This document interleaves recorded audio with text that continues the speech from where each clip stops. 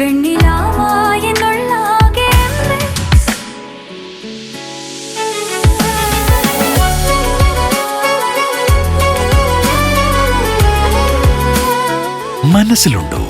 MXലുണ്ട്.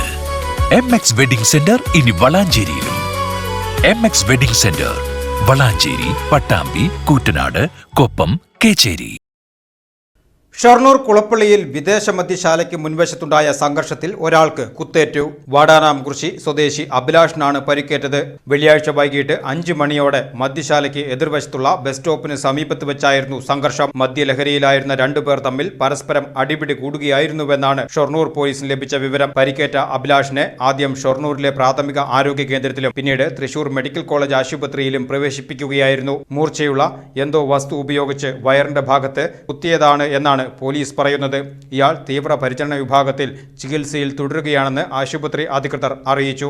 പ്രതിക്കായി Shoranur police അന്വേഷണം ആരംഭിച്ചു.